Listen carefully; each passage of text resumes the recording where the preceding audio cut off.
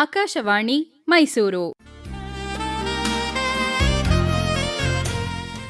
ಇಂದಿನ ನಮ್ಮ ಆರೋಗ್ಯ ಕಾರ್ಯಕ್ರಮದಲ್ಲಿ ಡಯಾಬಿಟಿಕ್ ರೆಟಿನೋಪತಿ ಲಕ್ಷಣಗಳು ಮತ್ತು ಚಿಕಿತ್ಸೆ ಈ ಕುರಿತು ಚನ್ನಪಟ್ಟಣದ ಚಾಮುಂಡೇಶ್ವರಿ ವೈದ್ಯಕೀಯ ಮಹಾವಿದ್ಯಾಲಯದ ನೇತ್ರ ತಜ್ಞರಾದ ಡಾಕ್ಟರ್ ಅನನ್ಯ ಅವರೊಂದಿಗೆ ಮಾತುಕತೆ.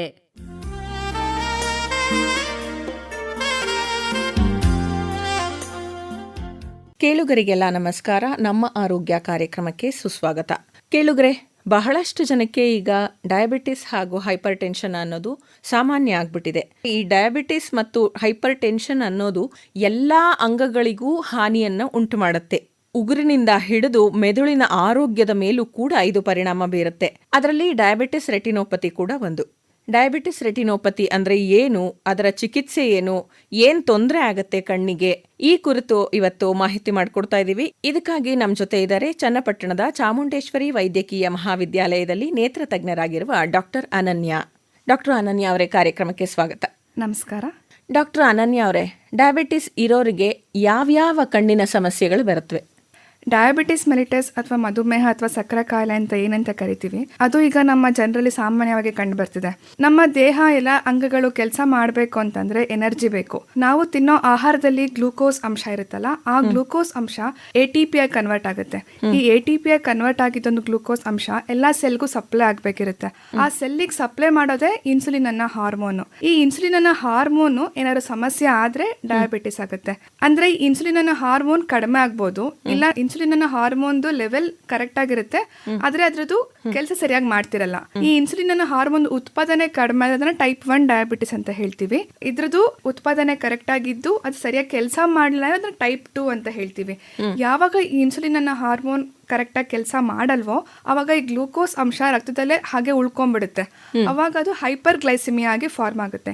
ಈ ಹೈಪರ್ ಗ್ಲೈಸಿಮಿಯಾ ಏನಾಗುತ್ತಲ್ಲ, ಅದು ನಮ್ಮ ದೇಹದ ಹಲವಾರು ಅಂಗಗಳಿಗೆ ಎಫೆಕ್ಟ್ ಮಾಡುತ್ತೆ. ರಕ್ತನಾಳಗಳು ಹಲವಾರು ಅಂಗಗಳಿಗೆ ಸಪ್ಲೈ ಮಾಡ್ತಿರುತ್ತೆ, ಆ ಎಲ್ಲ ಅಂಗಗಳಿಗೂ ಎಫೆಕ್ಟ್ ಮಾಡುತ್ತೆ. ಅದರಲ್ಲಿ ಕಣ್ಣಿಗೂ ಕೂಡ ಎಫೆಕ್ಟ್ ಮಾಡ್ತಾ ಇರುತ್ತೆ. ಈ ಕಣ್ಣಿಗೆ ಎಫೆಕ್ಟ್ ಮಾಡಿದಾಗ ಅದನ್ನ ನಾವು ಡಯಾಬಿಟಿಕ್ ರೆಟಿನೋಪತಿ ಅಂತ ಹೇಳ್ತೀವಿ. ಅಂದ್ರೆ ಇದು ಹೈಪರ್ ಗ್ಲೈಸಿಮಿಯಾ ಆದಾಗ ಡಯಾಬಿಟಿಕ್ ರೆಟಿನೋಪತಿ ಆಗತ್ತಾ, ಅಥವಾ ಹೈಪೋಗ್ಲೈಸಿಮಿಯಾ ಆದಾಗ ಡಯಾಬಿಟಿಕ್ ರೆಟಿನೋಪತಿ ಆಗತ್ತಾ? ಹೈಪರ್ ಗ್ಲೈಸಿಮಿಯಾ ಆದಾಗ ಆಗುತ್ತೆ. ಹೈಪರ್ ಗ್ಲೈಸಿಮಿಯಾ ಆದಾಗ ಏನಾಗುತ್ತೆ ಅಂತಂದ್ರೆ, ಕಣ್ಣಿನಲ್ಲಿ ಹಿಂದ್ಗಡೆ ಭಾಗ ಕಣ್ಣಿನ ನರಭಾಗ ಇರುತ್ತೆ. ಆ ಕಣ್ಣಿನ ನರಭಾಗಕ್ಕೆ ಸಣ್ಣ ರಕ್ತನಾಳಗಳು ಸಪ್ಲೈ ಮಾಡ್ತಾ ಇರುತ್ತೆ. ಯಾವಾಗ ಹೈಪರ್ ಗ್ಲೈಸಿಮಿಯಾ ಈ ಕಣ್ಣಿನ ನರಭಾಗದ ರಕ್ತನಾಳಗಳ ಮೇಲೆ ಎಫೆಕ್ಟ್ ಮಾಡ್ತಾ ಹೋಗುತ್ತೋ ಅವಾಗ ಡಯಾಬಿಟಿಕ್ ರೆಟಿನೋಪತಿ ಎಲ್ಲ ಪರಿಣಾಮ ಆಗ್ತಾ ಬರುತ್ತೆ. ಇದರಿಂದ ನಿಧಾನವಾಗಿ ದೃಷ್ಟಿ ಮಬ್ಬಾಗ್ತಾ ಬರುತ್ತೆ. ಈ ಡಯಾಬಿಟಿಕ್ ರೆಟಿನೋಪತಿ ಜೊತೆಗೆ ಬೇರೆ ಏನೇನ್ ಮಾಡುತ್ತೆ ಅಂತ ನೀವು ಕೇಳಿದ್ರಿ. ಬೇರೆ ಏನೇನ್ ಮಾಡುತ್ತೆ ಅಂತಂದ್ರೆ, ಈ ಕಣ್ಣಿನ ನರಭಾಗ ರೆಟಿನಾ ಅಂತ ಏನಂತ ಕರಿತೀವಿ, ಅದ್ರದ್ದು ಸೆಂಟ್ರಲ್ ಪಾರ್ಟ್ ನ ಮ್ಯಾಕ್ಯುಲಾ ಅಂತಿದೆ. ಈ ಮ್ಯಾಕ್ಯುಲಾ ಮೇಲೆ ಕೂಡ ಎಫೆಕ್ಟ್ ಮಾಡುತ್ತೆ. ಮ್ಯಾಕ್ಯುಲಾ ಮೇಲೆ ಎಫೆಕ್ಟ್ ಮಾಡಿದಾಗ ಅಲ್ಲಿ ಮ್ಯಾಕ್ಯುಲರ್ ಎಡಿಮಾ ಆಗುತ್ತೆ, ಅಂದ್ರೆ ಅಲ್ಲಿ ಕಣ್ಣಿನ ಊತ ಬರುತ್ತೆ. ಇದ್ರಲ್ಲೂ ಕೂಡ ಅದೊಂದು ದೃಷ್ಟಿ ಮಬ್ಬಾಗ್ತಾ ಬರುತ್ತೆ. ಅಂದ್ರೆ ಈ ಡಯಾಬಿಟಿಕ್ ರೆಟಿನೋಪತಿ ಅಂತ ಅಂದ್ರೆ ಕಣ್ಣಿನ ನರಗಳ ಬ್ಲಾಕ್ ಆಗೋದಲ್ದೆ ಆ ಮ್ಯಾಕ್ಯುಲಾ ಅನ್ನೋ ಭಾಗ ಕೂಡ ಊದ್ಕೊಳ್ಳುತ್ತೆ. ಹೌದು, ಅದರಿಂದ ಕೂಡ ದೃಷ್ಟಿ ಮಬ್ಬಾಗ್ತಾ ಬರುತ್ತೆ. ಇನ್ನ ಈ ಮಧುಮೇಹ ಅಂತ ಏನಿದೆಯಲ್ವಾ, ಇರೋರಲ್ಲಿ ಕೆಟ್ರಾಕ್ಟ್ ಸಮಸ್ಯೆ ಕೂಡ ಬೇಗ ಬರುತ್ತೆ. ಆಮೇಲೆ ಪ್ರೋಗ್ರೆಷನ್ ಕೂಡ ವೆರಿ ಅರ್ಲಿ ಸ್ಟೇಜ್ ಅಲ್ಲಿ ಆಗ್ತಾ ಹೋಗುತ್ತೆ. ಇನ್ನ ಈ ಮಧುಮೇಹ ಅನ್ನೋದು ಗ್ಲಾಕೋಮಾ ಸಮಸ್ಯೆ ಕೂಡ ಉಂಟು ಮಾಡಬಹುದು. ಹೇಗೆ ಅಂದ್ರೆ ಕಣ್ಣಿನ ಒತ್ತಡ ಜಾಸ್ತಿ ಮಾಡಿ ಮಾಡಿ ಮಾಡಿ ಅದ್ರ ಪ್ರೆಷರ್ ಹೋಗಿ ಕಣ್ಣಿನ ನರ ಅಂದ್ರೆ ಆಪ್ಟಿಕ್ ನರ್ವ್ ಮೇಲೆ ಬಿದ್ದು ಅಲ್ಲಿ ಕೂಡ ದೃಷ್ಟಿ ಮಂಕಾಗ್ತಾ ಬರುತ್ತೆ. ಡಯಾಬಿಟಿಸ್ ರೆಟಿನೋಪತಿಯ ಲಕ್ಷಣಗಳು ಏನು ಮೇಡಮ್? ನಾರ್ಮಲ್ ಆಗಿ ಆರಂಭಿಕ ಸ್ಟೇಜ್ ಅಲ್ಲಿ ಯಾವುದೇ ಲಕ್ಷಣಗಳಿರಲ್ಲ. ಅದನ್ನ ನಮ್ಮ ಜನ ಸ್ವಲ್ಪ ಜನ ನೆಗ್ಲೆಕ್ಟ್ ಮಾಡ್ಬಿಡ್ತಾರೆ. ಬೇರೆ ಲಕ್ಷಣಗಳು, ಈಗ ಜನರು ನಮ್ಮ ಹತ್ರ ಬರಬೇಕು ತೋರಿಸ್ಕೊಳಕ್ಕೆ ಅಂದ್ರೆ ಲಕ್ಷಣಗಳು ಏನೇನು ಇರ್ಬೋದು ಅಂದ್ರೆ, ಆಗ್ಲೇ ಹೇಳ್ದಾಗೆ ನಿಧಾನವಾಗಿ ದೃಷ್ಟಿ ಮಬ್ಬಾಗ್ತಾ ಬರುತ್ತೆ. ಇನ್ನ ಕಣ್ ಮುಂದೆ ಮಿಂಚ್ ಬಂದಂಗಾಗುತ್ತೆ, ನಾವು ಫ್ಲಾಶಸ್ ಅಂತ ಹೇಳ್ತೀವಿ. ಇನ್ನ ಕೆಲವ್ರಿಗೆ ಕಣ್ ಮುಂದೆ ಚಿಕ್ಕ ಚಿಕ್ಕ ಕಪ್ಪು ಚುಕ್ಕೆಗಳು ಓಡಾಡ್ತಿರಂಗ್ ಆಗ್ತಾ ಇರುತ್ತೆ, ಅದನ್ನ ಫ್ಲೋಟರ್ಸ್ ಅಂತ ಕೂಡ ಕರಿತೀವಿ. ಹಾಗೆ ಸುಮಾರು ಜನಕ್ಕೆ ಓದುವಾಗ ಅಕ್ಷರಗಳು ಒಂಥರ ವಕ್ರವಾಗಿ ಕಾಣೋದು, ಆ ತರನೂ ಇರ್ಬೋದು. ಈ ತರ ಡಬಲ್ ಕಾಣೋದು, ಅಕ್ಷರಗಳೆಲ್ಲ ವಕ್ರವಾಗಿ ಕಾಣೋದು, ಈ ತರ ಅನೇಕ ಸಮಸ್ಯೆಗಳಿರುತ್ತೆ. ಕಣ್ಣು ಮಬ್ಬಾಗೋದ್ರಿಂದ ಹಿಡಿದು ಈ ತರ ಅನೇಕ ಸಮಸ್ಯೆಗಳಿದಾಗ್ಲೂ ಜನ ಬಂದು ನಮ್ಮ ಹತ್ರ ತೋರಿಸ್ಕೋಬೇಕಾಗುತ್ತೆ. ನಿಮ್ಮ ಹತ್ರ ತೋರಿಸಿದಾಗ ಅವ್ರು ಈ ಲಕ್ಷಣಗಳನ್ನ ಹೇಳ್ತಾ ಇದ್ದಾರೆ, ನನಗೆ ಮಬ್ಬಾಗ್ತಾ ಇದೆ, ನಂಗೆ ಎರಡೆರಡು ಕಾಣಿಸ್ತಾ ಇದೆ, ನಂಗೆ ಏನೋ ಬೆಳಕು ಬಂದು ಹೋದಾಗತ್ತೆ ಅಂತೆಲ್ಲ ಹೇಳ್ತಾರೆ. ಇದನ್ನ ರೆಟಿನೋಪತಿ ಅಂತ ಡಯಾಗ್ನೋಸ್ ಮಾಡೋಕ್ಕೆ ನೀವು ಏನೇನು ಟೆಸ್ಟ್ಗಳನ್ನ ಮಾಡ್ತೀರಾ ಅನನ್ಯ ಅವರೇ? ಈಗ ಪೇಷಂಟ್ ಅವರು ಡಯಾಬಿಟಿಸ್ ಅಂತ ಅವರಿಗೆ ಗೊತ್ತಿರುತ್ತೆ, ಅವ್ರು ನಮ್ಮ ಹತ್ರ ಬರ್ತಾರೆ, ಅವ್ರಿಗೆ ಈ ಲಕ್ಷಣಗಳೆಲ್ಲ ಇರುತ್ತೆ, ನಾನು ಹಿಂದೆ ಹೇಳಿದ ಲಕ್ಷಣಗಳೆಲ್ಲ ಇರುತ್ತೆ. ಅವರು ಬಂದ ತಕ್ಷಣ ನಮ್ಮ OPDಗೆ ನಾವು ಫಸ್ಟ್ ದೃಷ್ಟಿ ಪರೀಕ್ಷೆ ಮಾಡ್ತೀವಿ, ಅಂದ್ರೆ ವಿಷನ್ ಟೆಸ್ಟ್ ಮಾಡ್ತೀವಿ. ಅದಾದ್ಮೇಲೆ ಕಣ್ಣಿನ ಒತ್ತಡ ಪರೀಕ್ಷೆ ಮಾಡ್ತೀವಿ, ಅಂದ್ರೆ ಅದು ನಾವು ಇಂಟ್ರಾಕ್ಯುಲರ್ ಪ್ರೆಷರ್ ಟೆಸ್ಟ್ ಅಂತ ಹೇಳ್ತೀವಿ. ಇದೆರಡೂ ಪರೀಕ್ಷೆಗಳು ಆದ್ಮೇಲೆ ನಾವು ಕಣ್ಣಿನ ಕಪ್ಪು ಗುಡ್ಡ ಆಗಿರ್ಲಿ, ಪ್ಯೂಪಿಲ್ ಆಗಿರ್ಲಿ, ಕಣ್ಣಿಗೆ ನಮ್ಗೆ ಏನ್ ಕಾಣುತ್ತಲ್ಲ ಮುಂದೆ ಅದನ್ನ ನಾವು ಸ್ಲಿಟ್ ಲ್ಯಾಂಪ್ ಅಲ್ಲಿ ಎಕ್ಸಾಮಿನೇಷನ್ ಮಾಡ್ತೀವಿ. ಇದೆಲ್ಲ ಪರೀಕ್ಷೆ ಆದ್ಮೇಲೆ ನಾವು ಡೈಲೇಟಿಂಗ್ ಡ್ರಾಪ್ಸ್ ಹಾಕ್ತಿವಿ. ಪ್ಯೂಪಿಲ್ ಅಂತ ಏನಿರುತ್ತೆ ಆ ಪ್ಯೂಪಿಲ್ ನ ಡೈಲೇಟ್ ಮಾಡ್ಬಿಟ್ಟು ಕಣ್ಣಿನ ಪಾಪೆ ಅದನ್ನ ಡೈಲೇಟ್ ಮಾಡ್ಬಿಟ್ಟು ಹಿಂದಗಡೆ ಫಂಡಸ್ ನ ಪರೀಕ್ಷೆ ಮಾಡ್ತೀವಿ. ಯಾಕೆಂದ್ರೆ ನಮ್ಗೆ ಪಾಪೆ ಅಗ್ಲಾದಾಗ ಕಂಪ್ಲೀಟ್ ಆಗಿ ಆ ಕಣ್ಣಿನ ನರ ಕಂಪ್ಲೀಟ್ ಆಗಿ ಕಾಣುತ್ತೆ. ನರದಲ್ಲಿ ರಕ್ತ ಹೆಪ್ಪಗಟ್ಟಿದ್ಯೋ ಇಲ್ವೋ ಅನ್ನೋದು ನಿಮಗೆ ಗೊತ್ತಾಗುತ್ತೆ. ಆ ಮ್ಯಾಕ್ಯುಲಾ ಓದಿದ್ಯಾ, ಕಣ್ಣಿನ ರಕ್ತ ಹೆಪ್ಪಗಟ್ಟಿದ್ಯಾ ಅನ್ನೋದೆಲ್ಲ ಗೊತ್ತಾಗುತ್ತೆ. ಹೌದು, ಅವಾಗ ನಾವು ಕಂಪ್ಲೀಟ್ ಆಗಿ ಕಣ್ಣಿನ ನರನ ಪರೀಕ್ಷೆ ಮಾಡಿ ಮ್ಯಾಕ್ಯುಲಾ ಎಲ್ಲ ಚೆಕ್ ಮಾಡ್ತೀವಿ. ಅದಾದ್ಮೇಲೆ ಮತ್ತು ಏನಾದ್ರೂ ಅಗತ್ಯ ಇದ್ರೆ ಫಂಡಸ್ ಫೋಟೋಗ್ರಫಿ ತಗೊಂತೀವಿ. ಫಂಡಸ್ ಫೋಟೋಗ್ರಫಿ ಅಂದ್ರೆ ಆ ಕಣ್ಣಿನ ನರ ಏನ್ ನಮಗೆ ಕಾಣಿಸ್ತಿರುತ್ತಲ್ಲ ಅದ್ರದ್ದು ನಾವು ಫೋಟೋ ತಗೊಂಡು ಡಾಕ್ಯುಮೆಂಟ್ ಮಾಡ್ಕೊಂತೀವಿ. ಏನಕ್ಕೆ ಅಂದ್ರೆ ಈಗ ನೆಕ್ಸ್ಟ್ ಪೇಷಂಟ್ ನೆಕ್ಸ್ಟ್ ವಿಸಿಟ್ ಬರ್ತಾರೆ ಅಂತಂದ್ರೆ ಮುಂಚೆ ಹೇಗಿತ್ತು ಈಗ ಹೇಗಿದೆ, ಏನಾದ್ರೂ ಪ್ರೋಗ್ರೆಸ್ ಆಗಿದ್ಯಾ ಅಥವಾ ಕಡಿಮೆ ಆಗಿದ್ಯಾ ಅಂತ ಚೆಕ್ ಮಾಡಕ್ಕೆ ಅಂತ ಫಂಡಸ್ ಫೋಟೋ ತಗೊಂತೀವಿ. ಜೊತೆಗೆ ಏನಾದ್ರು ಅವಶ್ಯಕತೆ ಇದ್ರೆ ಅಗತ್ಯ ಇದ್ರೆ ಕಣ್ಣಿನ ಸ್ಕ್ಯಾನಿಂಗ್ ಕೂಡ ಮಾಡ್ತೀವಿ.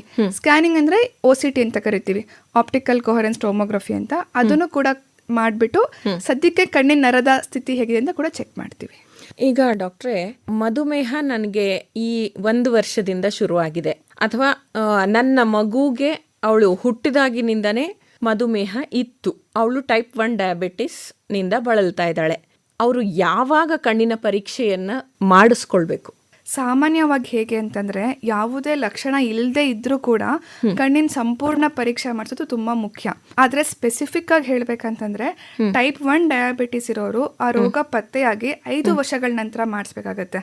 ಅದೇ ಟೈಪ್ 2 ಇರೋರು ರೋಗ ಪತ್ತೆ ಆದ ತಕ್ಷಣ ಮಾಡಿಸ್ಬೇಕಾಗತ್ತೆ. ನಂತರ ಕನಿಷ್ಠ ವರ್ಷಕ್ಕೊಂದ್ಸಲ ಮಾಡಿಸ್ತಾನೆ ಇರ್ಬೇಕು ಅವರು.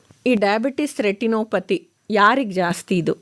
ಡಯಾಬಿಟಿಕ್ ರೆಟಿನೋಪತಿ ಈಗ ಆಲ್ಮೋಸ್ಟ್ ತುಂಬಾ ಜನರಲ್ ಕಂಡು ಬರ್ತಿದೆ. ಅದರಲ್ಲಿ ಈ ಡಯಾಬಿಟಿಸ್ ಅನ್ನೋದು 5 ವರ್ಷದ ಮೇಲ್ ತನಕ ಡಯಾಬಿಟಿಸ್ ಇರುತ್ತಲ್ಲ ಅವರಲ್ಲಿ ಜಾಸ್ತಿ, ಅಂದ್ರೆ 5 ವರ್ಷದಿಂದ ಅವರಿಗೆ ಡಯಾಬಿಟಿಸ್ ಇದೆ, ಅವರಿಗೆ ಕೂಡ ಜಾಸ್ತಿ ಕಂಡು ಬರುತ್ತೆ. ಜೊತೆಗೆ ಯಾರಿಗೆ ಶುಗರ್ ಲೆವೆಲ್ಸ್ ಕಂಟ್ರೋಲ್ ಅಲ್ಲಿ ಇರಲ್ಲ, ಟ್ಯಾಬ್ಲೆಟ್ಸ್ ತಗೊಂತಿರ್ತಾರೆ, ಇನ್ಸುಲಿನ್ ತಗೊಂತಿರ್ತಾರೆ, ಯಾರಲ್ಲಿ ಕಂಟ್ರೋಲ್ ಇರಲ್ಲ ಅವ್ರಿಗೂ ಬರುತ್ತೆ. ಆಮೇಲೆ ಈ ಡಯಾಬಿಟಿಸ್ ಜೊತೆಗೆ ಹೈಪರ್ ಟೆನ್ಷನ್ ಆಗಲಿ ಅಥವಾ ಕೊಲೆಸ್ಟ್ರಾಲ್ ಜಾಸ್ತಿ ಇರೋರಾಗ್ಲಿ, ಇದು 3 ಒಟ್ಟಿಗೆ ಇರುತ್ತಲ್ಲ ಅವರಲ್ಲೂ ಕೂಡ ಈ ಸಮಸ್ಯೆ ಜಾಸ್ತಿ ಕಂಡು ಬರ್ಬೋದು.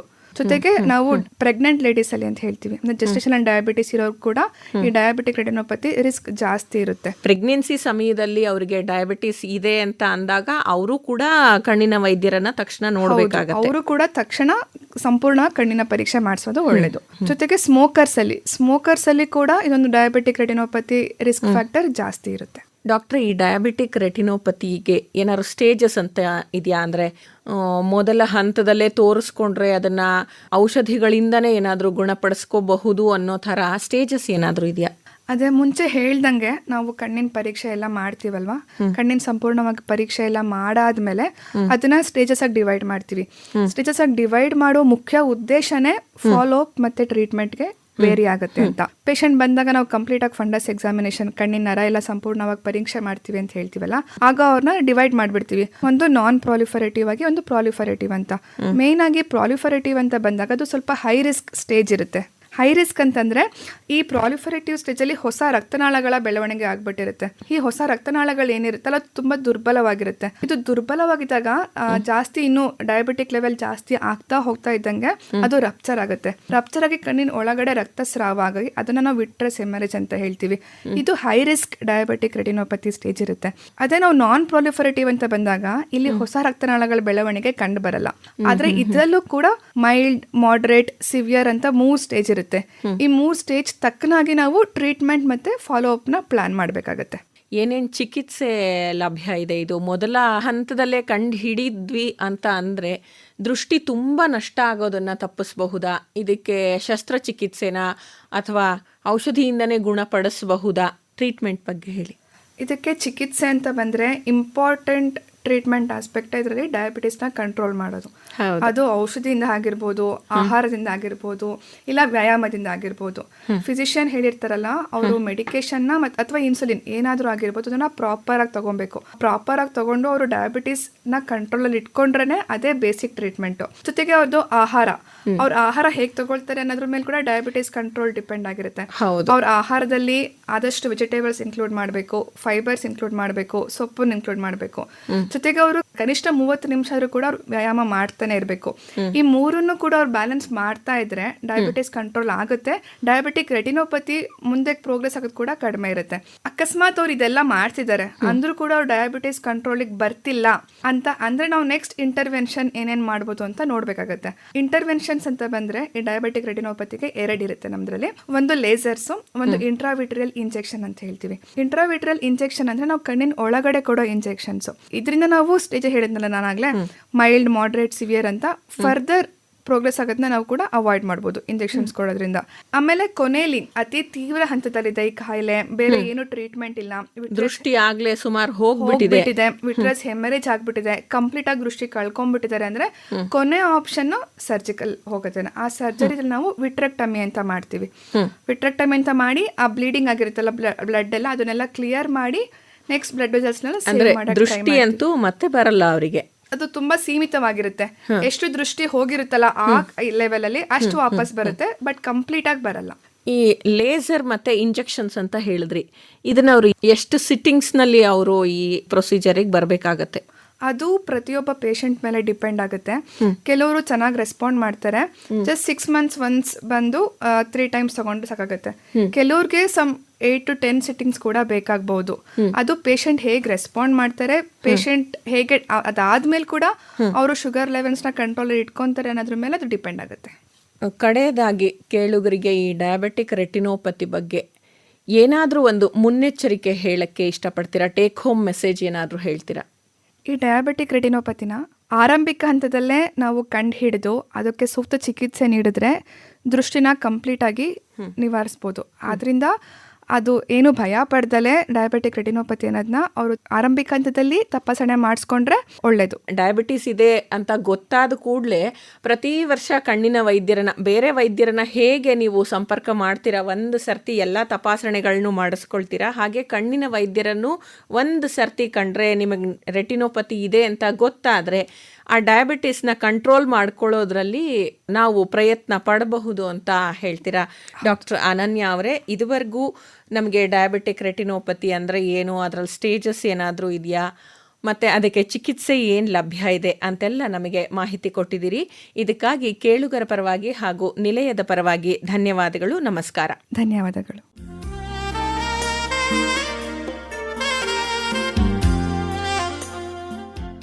ಇದುವರೆಗೂ ನಮ್ಮ ಆರೋಗ್ಯ ಕಾರ್ಯಕ್ರಮದಲ್ಲಿ ಡಯಾಬಿಟಿಕ್ ರೆಟಿನೋಪತಿ ಲಕ್ಷಣಗಳು ಮತ್ತು ಚಿಕಿತ್ಸೆ ಈ ಕುರಿತು ಚನ್ನಪಟ್ಟಣದ ಚಾಮುಂಡೇಶ್ವರಿ ವೈದ್ಯಕೀಯ ಮಹಾವಿದ್ಯಾಲಯದ ನೇತ್ರ ತಜ್ಞರಾದ ಡಾಕ್ಟರ್ ಅನನ್ಯ ಅವರೊಂದಿಗೆ ಮಾತುಕತೆ ಕೇಳಿದಿರಿ. ಇವರೊಂದಿಗೆ ಭಾಗವಹಿಸಿದವರು ತೇಜಸ್ವಿನಿ ಗಿರೀಶ್. ಈ ಕಾರ್ಯಕ್ರಮ ಆಕಾಶವಾಣಿ ಮೈಸೂರು ಕೇಂದ್ರದಿಂದ ಮೂಡಿಬಂತು.